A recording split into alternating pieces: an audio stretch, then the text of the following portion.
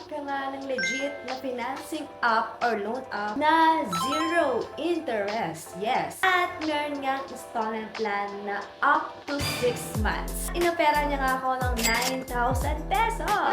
Yes, ganun po palaki. At ito nga ay si Love It times 100. Disclaimer, this video is not sponsored. Lahat po ng sasabihin ko ay based lamang sa aking experience. Meron din silang ina-offer na card katulad ni Atomy. Parang parehas sila ni Atomy, medyo copycat niya. Na pwede mong gamitin sa mga partner merchants or sa mga mall or fast food. Sa video nga na ito ay pag-uusapan natin si Love It na talaga namang legit siya dahil siya po ay SEC registered. Downloadable to both iOS and Android user. So, sa video nga na ito ay ipapakita ko sa inyo ang step by step kung paano mag-apply at ano nga ba yung mga ID na pwedeng gamitin. Kaya kung ikaw nga ay naghahanap talaga ng mahihiraman, this video is for you. Without further ado, let's get started. Hindi ko alam if nagkamali lang siya ng spelling kasi ganito yung makikita nyo dito, yung Love It times Huna or Junahan. Feeling ko naman, one hand talaga to kasi po, pareha silang under ni WeFund Corporation. So, nakalagay nga na zero interest up to 40 days.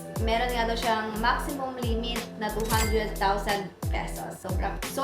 Sobrang laki. At sabi ko nga sa inyo kanina, pwede ka dito magbayad up to 6 months. Pero syempre, pag 6 months guys, meron na yung interest. At get approved nga lang daw sa loob nga ng 90 seconds. So, ganito lang kung paano mag-apply sa kanya. Kapag na-download mo na nga siya, may nakalagay dito na before you start, let's get your ID ready. And at least daw ay valid siya at least 6 more months. So, click mo nga lang yung get ready. Dito nga ay pupunta ka na sa identity information. Pipili ka na ng ID na meron ka. Valid government ID, UMID card, national ID, SSS, passport, and driver's license only. Next, pupunta ka na dito sa personal information. Sabi yung nilalaman ng personal information. Dito na nga yung first name, middle name, last name, kung ano nga natapos mo, kung ano yung trabaho mo. Tapos naman mapupunta ka dito sa contact person information. Dito guys, yung ilalagay nyo, make sure lang nakilala nyo at i-inform nyo sila para hindi sila mabigla nilagay nyo sila dyan. Kasi ito yung tinatawagan nila kapag overdue ka, tapos di ka pa sumasagot sa mga tawag. Dito nga, isa lang yung hinihingi. Unlike sa mga, diba, may mga loan app na humihingi nga ng 5 or 3 na contact references. Yun nga, isa lang yung hinihingi niya na contact reference. So, dapat i-close na close mo talaga, no?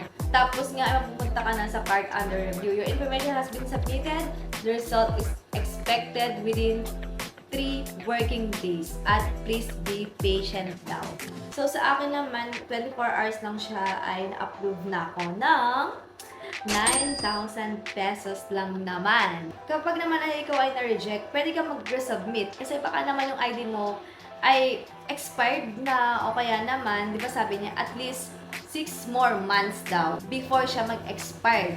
Tapos pwede rin dito yung edad mo kasi ang pwede lang mag-apply dito ay 18 to 60 years old lamang. At nagbasa-basa rin tayo ng reviews. Sabi dito, no, I highly recommend this application since it's very convenient daw to use in any social media platform like Foodpanda for food and grocery. This app daw is easy to use. Meron din dito nagsabi na user-friendly siya and smooth gamitin.